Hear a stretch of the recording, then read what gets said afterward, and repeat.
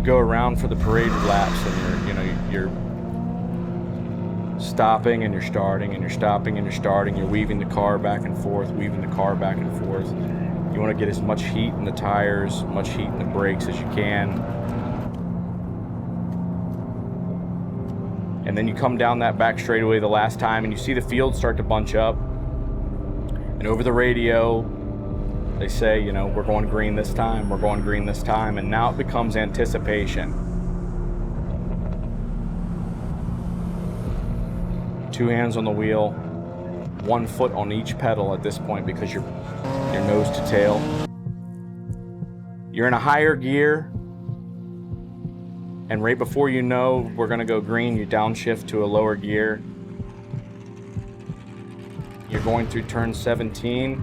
So I started right in the middle of turn 17, and all you hear is green, green, green over the radio, and an absolute chaos. Mirror, mirror, mirror, out the windshield. You see nothing but race cars. I mean, there's nothing but race cars. 2 feet on the pedals, just a little bit of right, a little bit of left. You gotta make sure that you don't cut left and somebody hits you here. You gotta make sure you don't cut right and you hit somebody in the left rear. You gotta hold your lane, but all at the same time. You wanna be making the most positions possible. At the end of the day, we all have that thing within that drives us.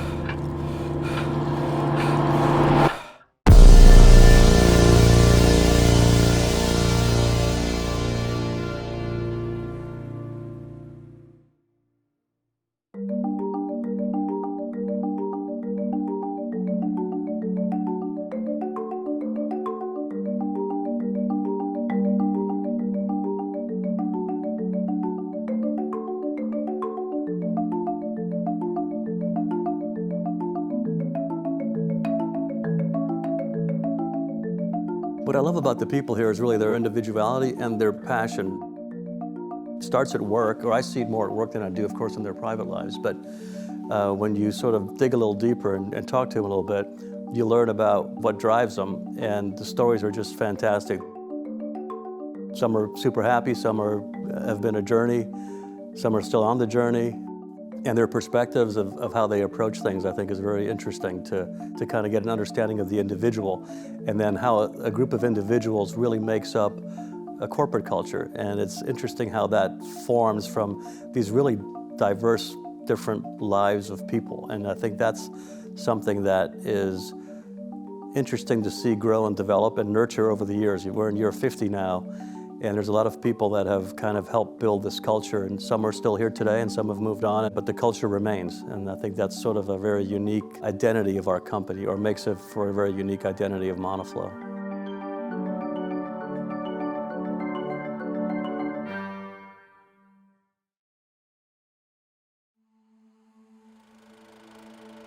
My family and I came from Bulgaria in 1989.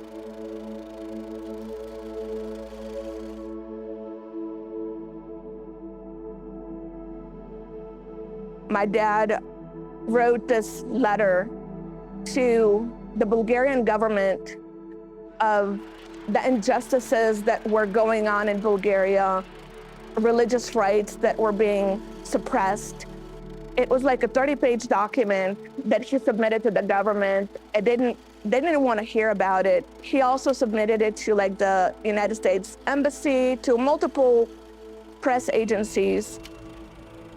I was his insurance that they wouldn't detain him when he delivered to the government, because they could have very well detained him if a child wasn't with him. So in case something were to happen to him, American news agencies could cover that if he were to disappear. They were like, just be quiet. Basically, they didn't want to create any more noise about it, and it was unheard of to allow a family, a complete family, to leave the country.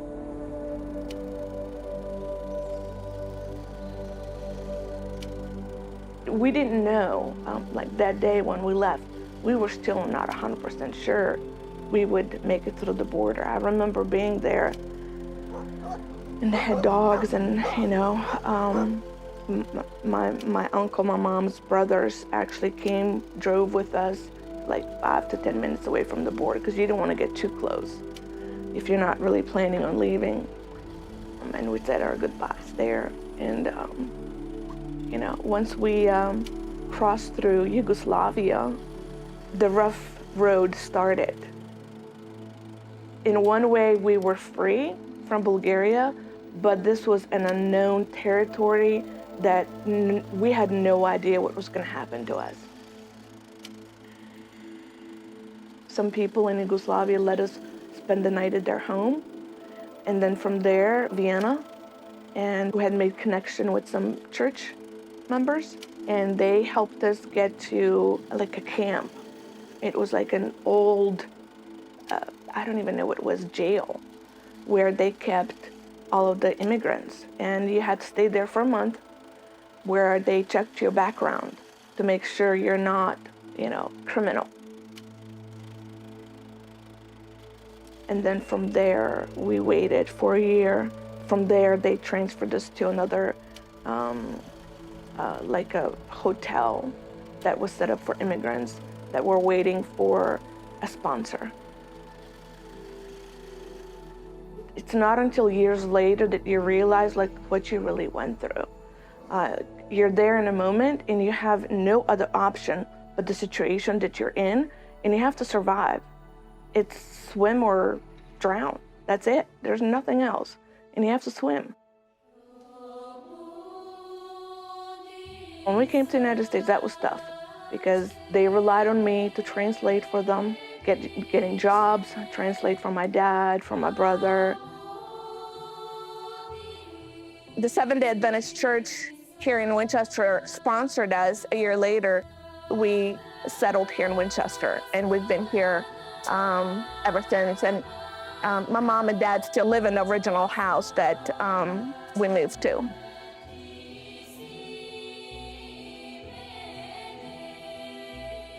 It's very hard thinking about it. Just, you left everything behind, all of my friends. That was the thing that I really cherished. But we left everyone. But it was the price that we paid to come and have this freedom here. The freedom of religion, the freedom of owning your own business, the freedom to be who you want to be.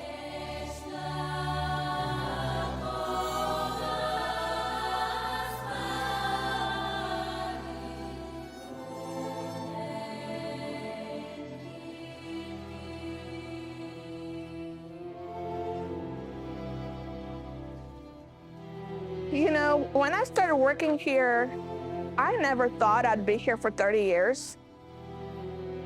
To be honest, when I first started working here and my hands were like hurting like they were, I was not happy. Like I was like, I'm doing this because I have to, but my hands hurt, I'm tired. I didn't know I could quit in the beginning, to be honest. I didn't know I could quit. We came from a country where you have to do certain things. I like what I do. I love what I do.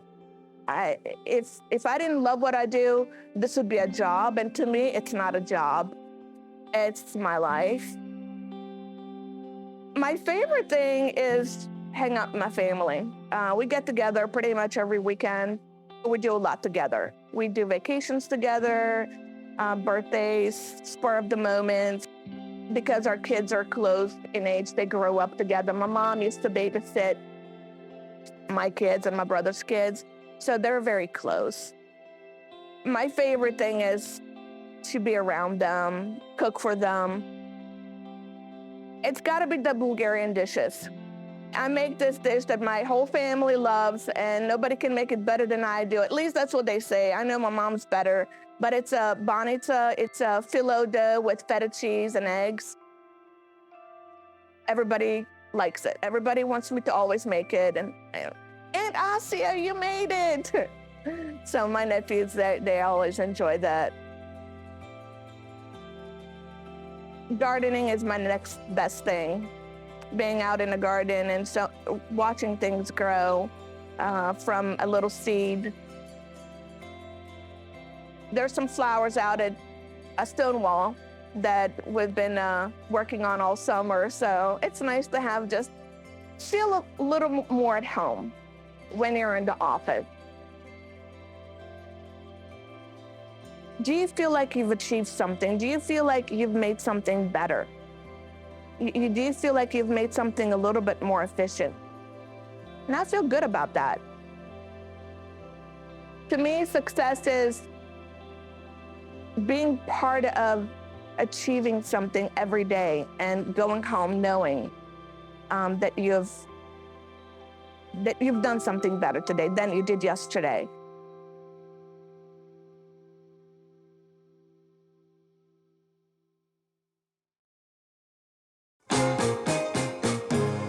Enjoy every day that you can because it might be your last.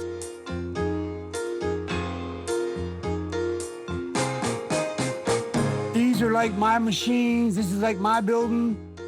I mean, I even told Henny, man, I take care of the machines like they're mine. This is my home away from home. I grew up in Baltimore. Before it was the Inner Harbor, before any of that was there. My father was a ship fitter. Down at on Key Highway in Baltimore. Back then, it was nothing there but water and railroad tracks. My dad was a ship fitter. He worked really hard. My mom was a nurse in Frederick, Maryland. She passed away at 40 years old, but God rest her soul. She died in 1975, so she's been dead long as she was alive. And she was 40 years old. I was only 13 years old when Mom died. Yeah, but it's all good. She's in a better place. And I was 27 when my dad died. So it's been a long time. I miss both of them. Grew up in Baltimore in the 60s. It was kind of hard because when Martin Luther King got killed, they started rioting in the big cities. And I remember going to school every day with National Guard on every corner as I'm going to school when Martin Luther King got killed. And then it was in the 60s. I watched the first man walk on the moon on the black and white TV. I mean, I've been around a couple times. I live right downtown on Cameron Street, yeah. It's like 10 minutes from here. I make sure I got a place closed in case I have to be here. We got a big oil spill or a water spill. Who they call? They call Capino. So it's good.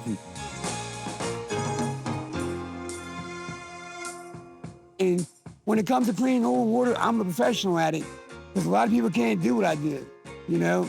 And they can clean the water up, but they got to get the oil off the floor. If not, it's dangerous. So I make sure the oil's off the floor and everything's maintained before I leave. I cover every department. I'm behind the mold setters, I'm behind material guys, I'm behind the processors. Because a lot of times, you know, they don't have time to clean up or do what they got to do, so I go behind and make sure it's done right. I don't think I'll retire. I'll probably still be here. When I leave here, hopefully, I'll leave a good legacy of good people to talk good about me and say I was a hell of a worker. I'm gonna be here in Monoflo till the day I die. And then hopefully they'll put a uniform on me in my coffin.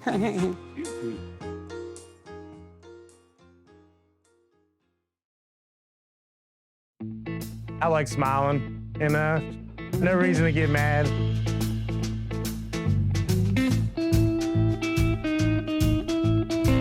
I'm big on barbecue. I built me a 55-gallon barrel I stood up, and I welded exhaust pipes out top of.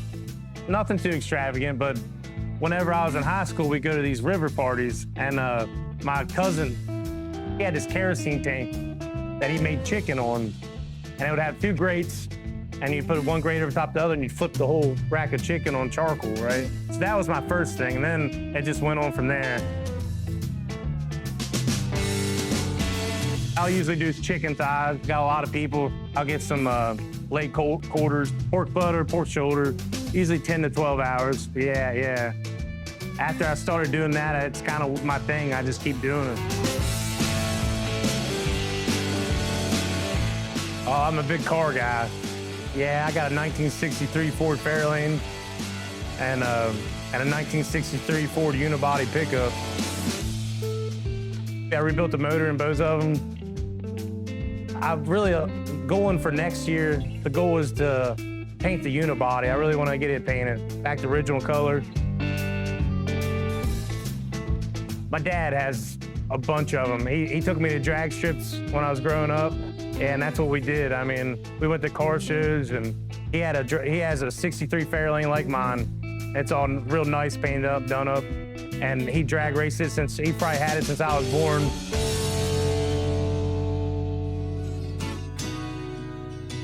Me and him are best buds. Yeah. We do a lot of stuff together. I grew up helping him, and he rebuilds motors and everything, and just the racing and all that stuff. That's my goal. I really want to start drag racing. I got a motor I've been trying to put together now. It's going to be a lot faster, you know? So that's my goal. I've always wanted to build my own house. My dad did all that stuff, and I've helped him through the years. My dream was to build my own house, and it's about to happen, you know? So I'm really excited for that.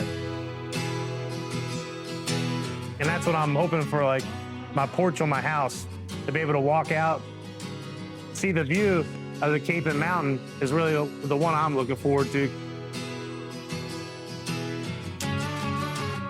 I was 19 when I started here. They got me in as a grease man and did mold changes, and then went from being that to PM, to like shut the machines down, clean them, see if there's anything wrong with them, write up, work orders, and we'll see where to go from there. I love being able to learn something every day.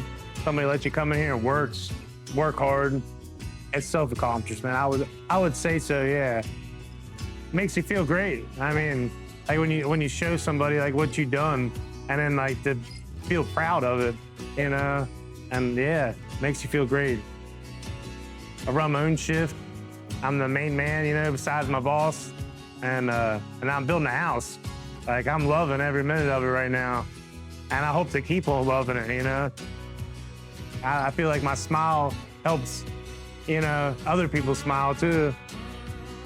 That's what everybody tells me, and they don't see how I can be happy all the time, but I try to stay happy. Not saying I don't get mad, but I definitely try to stay happy.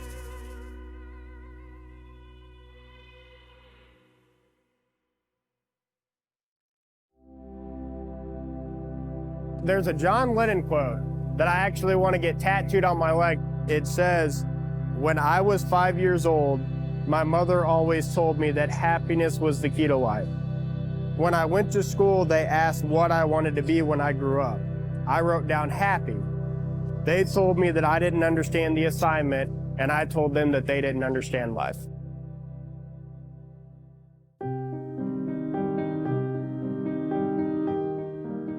What drives me is that I don't want to end up like my mom.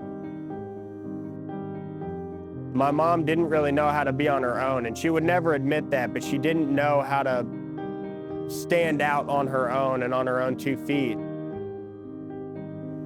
She had a lot of struggles with gambling addiction, and she would blow through all of our money, and then we would get evicted from one place, get evicted from the next place, and we really sort of just bounced around for a bit until finally she actually sent me and my sister to live with my uncle in Texas.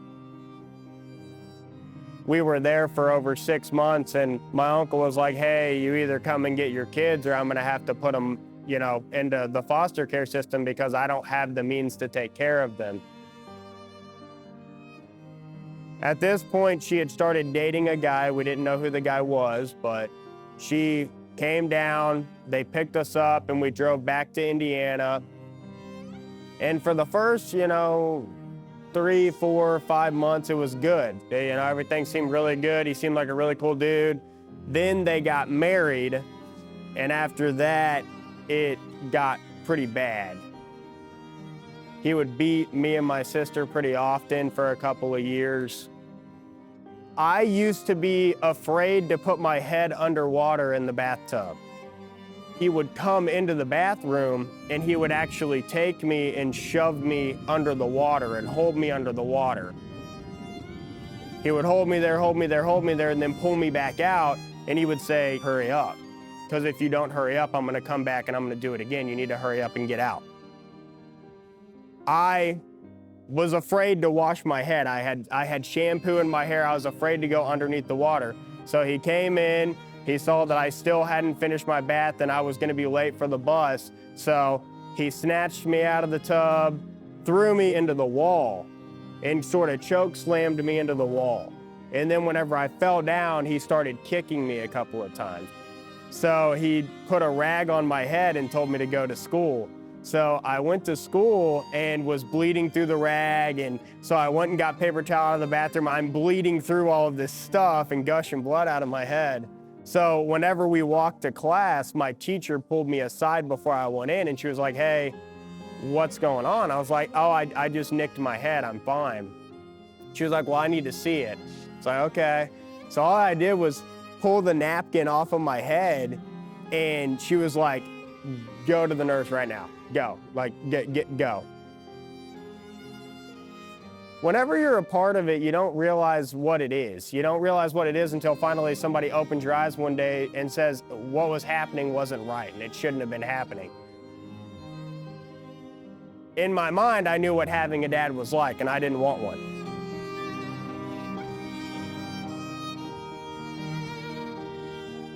Josh is one of the best father figures that I've ever had in my life, by far.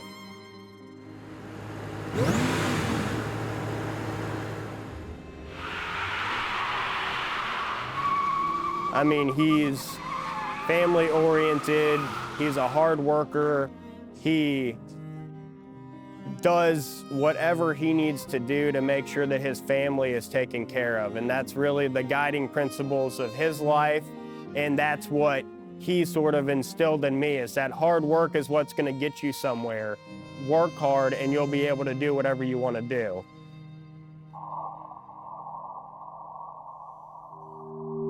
Emma is a hoot. I don't know the right words to use. She's always been a propeller in my life since I've met her. She's wanted for me to be successful in college, wanted for me to have a successful life, wanted for me to have a successful career, wanted for me to be independent and, you know, live a fulfilling life that she felt that I deserved to live. I mean, she has put up with a lot of my nonsense, for sure. You know, she's always there for me. I mean, she had never been away from her family, and she opted to move 2.5 hours away from all of them so that I could seek out a career that I wanted to have. She's more than I could have asked for, by far.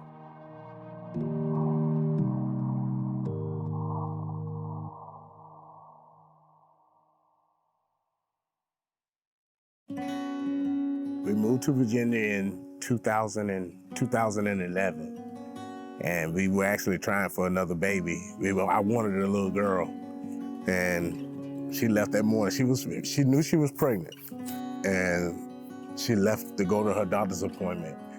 And maybe 2 hours later, she called me back and she said, I just called to let you know me and both of the babies are okay. I'm like, what?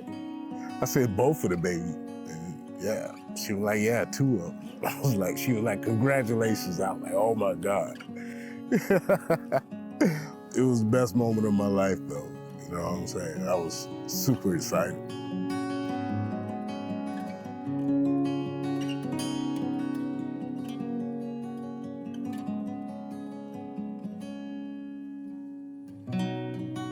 Teresa and I, we've been together 22 years. We had our ups and downs and stuff like that, but she supported me in all of my decisions. Everything that I decided, she stuck with me. I took her through a lot. But it took a real man to say that, you know? And I truly did. I took her through a lot, but she stuck with me. And to be honest with you, you know, she's my rib. She is my rib in my body, you know? I can't do nothing without her. You know, she keep me energetic, You know what I'm saying? Baby, we gotta get up, we gotta do this, we gotta do that. I'm like, God, again? We just did it yesterday, you know what I'm saying? Why we gotta do it again today? But yeah, she keeps my day going, you know? That's my baby, I love her. I've come a long way. Definitely, I grew up. And the lifestyle that I lived in my past, that's all history. I didn't want my kids to grow up around that. I had to learn how to stay strong. I truly had to learn how to stay strong. I mean, don't get me wrong, I miss my family. I miss my family and everything, but I don't miss the crime, nothing like that. I don't have to worry, I don't worry about my kids. Just living here in Virginia now, in Scrallsburg, I can actually leave my house unlocked and go to the store and come back, you know what I mean? And I have the best neighbors that you would ever want to meet, you know? I consider everybody my family, you know? And I try to make myself stronger for my kids and also for my wife. I always promised myself that I'll be the father that I never had to my kids. And like I said, it's the best feeling in the world. Football actually made our family a solid because we all can just sit right in and do it, you know? I mean, Teresa, she's the only girl in the house, but, you know, she found a way. I got her a good cowbell. She loves her cowbell, you know what I mean? And kickoff, 7:01. Then touchdowns, God, I can't wait. I just can't wait. I mean, my adrenaline is running right now, you know? Just can't wait for game day.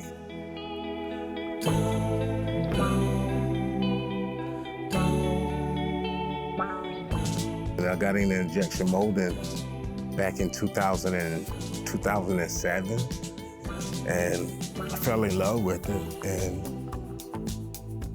as soon as I got comfortable with a company, and then the company just closed, you know, I was like, I mean, what am I supposed to do, you know? I was like, man, I just moved up here from South Carolina. I just packed up everything that I had. What am I supposed to do?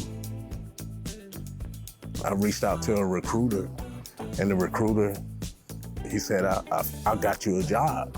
And he said, the company is called Monoflo. I came to Monoflo and I fell in love, you know? And I made Monoflo my home, you know? I got so many brothers and sisters. They make me feel so good. I'm just ready to come to work every day, you know? And when I first started, I was doing the mold changes, startups, and everything. Yep, just as fast as I do the mold change, I was starting the machines up and everything. Just to have my machines running, you know, things like that. And it's like the best feeling in the world, you know? Putting a smile on my kid's face each morning, being able to get up and just go, being able to go to work and be able to do something successful, you know what I'm saying? I am golden. If you plug me in, I'll light up. For real.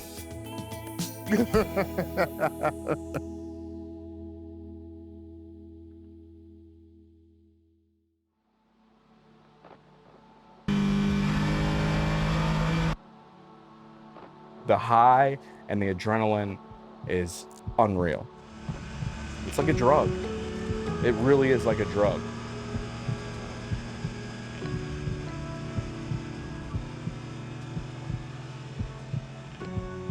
I started the race this morning, and consider that be when I closed my eyes and I opened them and 3 hours had passed and it felt like it had been 20 minutes. I would say life is very similar, and how quickly it just goes. You know, oftentimes people say the busier you are, the more quickly time passes. The ebbs and flows of life are similar to the adversity on the racetrack. I think on the racetrack, you've got to make decisions and corrections much quicker to have less of a impact on your result. In life, people have big ups and people have big downs. And over a chunk of time, whatever you want to call it, days, months, years, can get back to those highs, you know, and still have the same result. Good life, it was a good life. Good race is quick. My race this morning was 3 hours. My race. My team's was 8, mine was 3. I had a valley, deep valley in the first hour.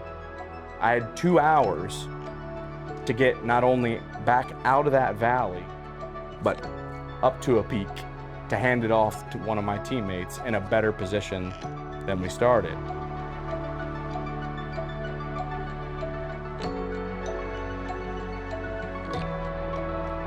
My mom and my stepdad is who I grew up with. My real dad passed away when I was 7, and my stepdad came into my life about a year later. So I was 8 years old.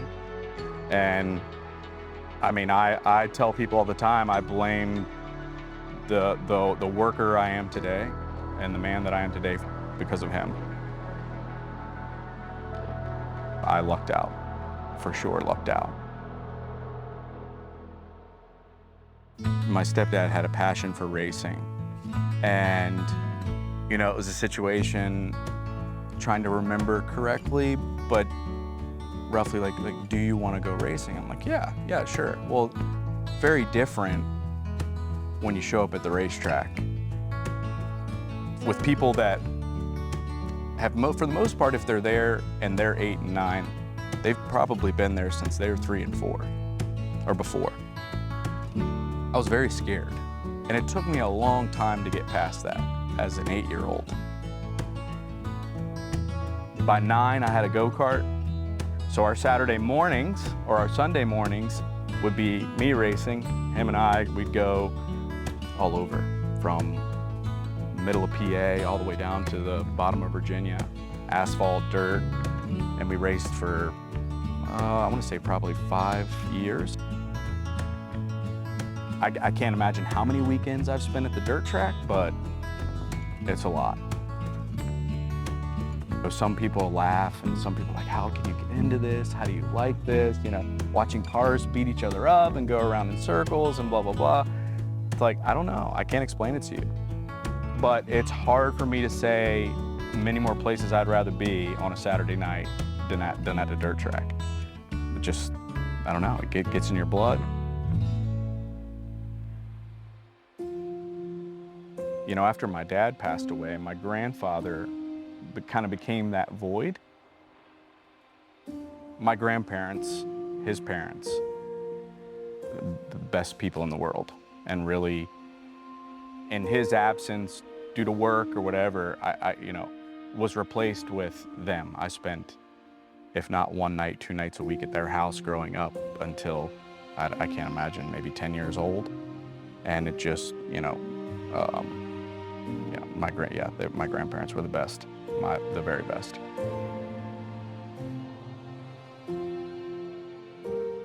My grandfather got metastatic melanoma diagnosed in April of 2018, which was about a month after Morgan and I found out we were pregnant with our first kid.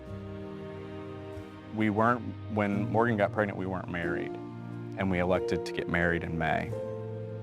And as we crept into October, my grandfather's condition really deteriorated. And he went into the hospital. You know, I sat by his bed for the most part, 24/7. And we put him into comfort care rather quickly. It was very clear it had spread all over. stopped all fluids, everything, right? Made our peace and everything like that. My grandfather was a big man, hell of a football player. So he was a fighter, and he fought. We were sitting by the bed like, Granddad, it's good, like, we're all good, like, go. Wouldn't go. And the night of October 22nd, my wife came up to get a debit card from me to go to the grocery store.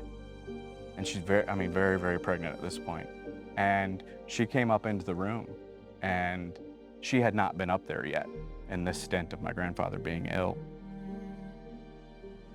You know, we were sitting there, and she wasn't there long. I didn't want her to be there long. But I took my grandfather's hand and put it on her stomach.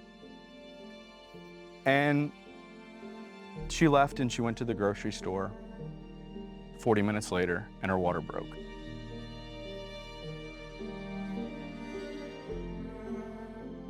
My grandfather died at like 8:30 p.m. And at the same time, Morgan walked into labor and delivery. And we had our son at 5 a.m.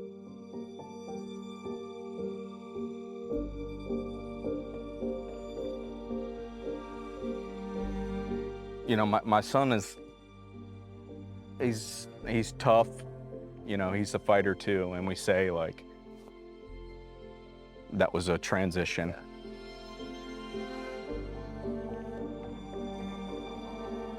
Being a dad is, that's the best thing I've ever done. When me and my wife found out, you know, she was pregnant, it was like, I don't know what happened. It was like a boom, game changer. And it's just been, ever since, he's like the focus. I was able to take him to the last race that we did with WRL at VIR. Him and my wife and my parents came down. That was awesome, because he got to be part of this. So now, you know, watching it from home, he's like, you know, if he sees shots of the pits or this or that, he's like, I saw that, I know what that is, you know. Doesn't feel left out anymore. That was important to me, to get him there, get him involved, sit him in the car, introduce him to all the people that he sees and hears about. I think it's already woven into his, you know, his DNA. He fits, you know, he gets right in there as soon as he's there. Headset on, tools out, clanking on something. You know, he knows the ins and the outs. We use sticks in dirt racing because there's no mirrors, there's no radios. We use sticks to tell our driver the distance to the car behind. Well, Camden has his own little set of sticks, and so he'll look over and see what my distance is and my sticks as Keith's coming by, and he'll get out there and put his sticks up. We blessed with some wins this year, and you know, he'll get up on top of the car with Keith's son, and they'll put their number ones up, or you know, put their muscles out, and so he loves it. Being a dad is amazing. It's awesome.